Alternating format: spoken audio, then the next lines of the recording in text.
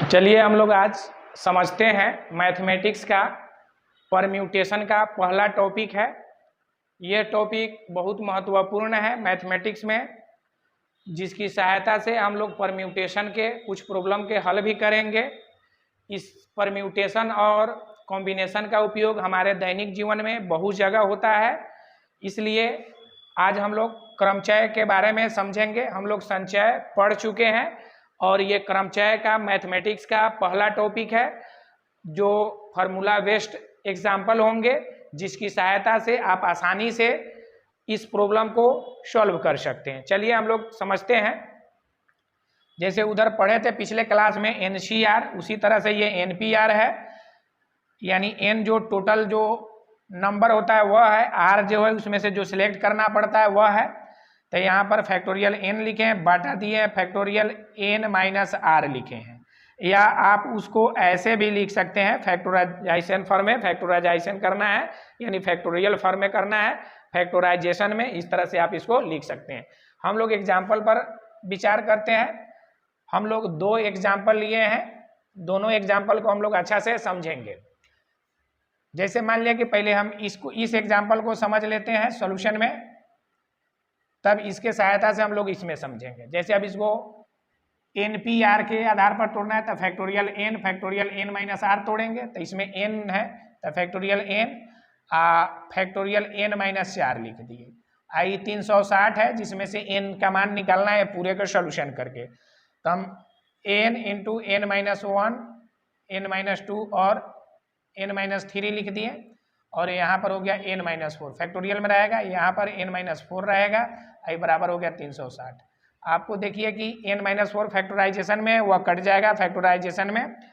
यहाँ पर इसको हमने क्या किया, काट दिया, और जो रेस्ट बच गया वह n माइनस 1, n माइनस 2 और n माइनस 3 बराबर हो गया 360। अब यहाँ आपको समझना है कि इसको तो गुना करने में आपको समय ज़्यादा लग जाएगा, तो उस समय को ज़्यादा लगने से हमको बचने के लिए यहाँ पर 360 को हम लोग फैक्टर कर लेंगे। 360 को फैक्टर कर लेंगे। जैसे मान लिया कि हम लोग घटते क्रम में लिखते हैं, 6 गुने 5 30 हो गया, 30 चौका 120 हो गया, 120 तिहाई, यानी 120 में आप 3 से गुना करिएगा, 12 तिहाई कितना हो जाएगा, 60 हो जाएगा। तो इसलिए n minus 1, n minus 2, n minus 3। अब इसी को घटते क्रम में आप लिख लीजिएगा 6 गुने 5 गुने 4 गुने 3, यानी इसको गुना करने से आप बच जाइएगा। इधर डिजिट को आप तोड़ दीजिएगा गुणनखंड रूप में, तो आप आसानी से हल कर सकते हैं। अब क्या कीजिएगा, इसका वैल्यू निकालने के लिए 1 2 3 4 गो है गुणनखंड, तो इसमें भी 1 2 3 4 गो गुना में लिखा गया है। ये चारों को उठा के इस पर रख दीजिए, तो देखिएगा कि n के जगह पर आपका 6 आएगा, n माइनस 1 के जगह पर 5 आएगा, n माइनस 2 के जगह पर आपका 4 आएगा, n माइनस 3 के जगह पर 3 आएगा। तो आप इसमें से किसी एक के लेकर हल कर लीजिए, वही आंसर हो गया। जैसे चूंकि n बराबर 6, तो यही आपका आंसर हो गया। या आप n माइनस 1 लेते हैं तो यहाँ 5 लीजिएगा, तो n बराबर 5 प्लस 1 अर्थात n बराबर क्या हो गया, 6 हो गया। आंसर यही हो गया।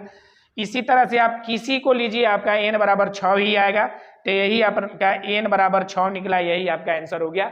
आप n के जगह पर 6 रखिएगा और फैक्टोरियल 4 है, इसको आप हल कीजिएगा तो 360 के बराबर आ जाएगा। अब आपका यही सबसे आसान तरीका का आंसर हमने सोल्व कर दिया।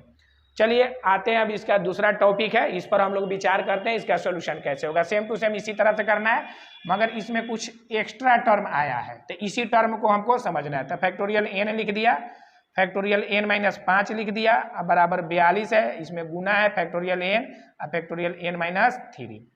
अब यहाँ से n है तो हमने n को काट दिया, अब बच गया 1 बटा फैक्टोरियल, आगे से भी ले सकते हैं, तो n माइनस 5 हो गया या 42 हो गया, गुने 1 बटा, इसको तोड़ते हैं n माइनस 3 और n माइनस 4, और इसमें हो जाएगा n माइनस 5। तो आप n माइनस 5 को क्या कर दिए, काट दिए, और बच गया 1, यहाँ हो गया 42 बटा n माइनस 3 और n माइनस 4। अब इसको क्रॉस मल्टीप्लीकेशन कीजिएगा तो ये हो जाएगा n माइनस 3 और n माइनस 4 हो गया। अब आपका हो गया 42। अब 42 हो गया तो इसको n माइनस 3 और n माइनस 4 आप इसको गुणनखंड रूप में लिख दीजिएगा, 7 गुने 6, यानी घटते क्रम में लिखिएगा इसका गुणनखंड को, यानी 7 छक 42। अब हो गया, फिर इसी तरह से इसमें तुलना कर लीजिएगा, कंपेयर कीजिएगा, तो चूंकि ये आ जाएगा n-3 बराबर 7, इसलिए n बराबर 7 जोड़ 3, n बराबर आपका 10, यही आपका आंसर बन गया। चूंकि n-4 बराबर आप लीजिएगा 6, इसलिए n बराबर 6 + 4 अर्थात n बराबर आपका 10 हो गया। आप लोग देख लीजिए कितना आसानी से इस प्रश्न को हल कर दिया गया। तो आप लोग इसको गुना करने के चक्कर में नहीं रहिएगा। सबसे पहली बात, जो अंक है उस अंक को आप लोग क्या कर लीजिएगा, एक गुणनखंड रूप में आप लिख लीजिएगा, गुना के रूप में लिख लीजिएगा, और गुना के रूप में लिखिएगा तो घटते क्रम में लिखिएगा, और इधर जितने भी गुना क्रम में जो n के साथ होंगे उसके साथ आप तुलना कीजिएगा, वो आपका आसानी से आंसर लेकर आ जाएगा।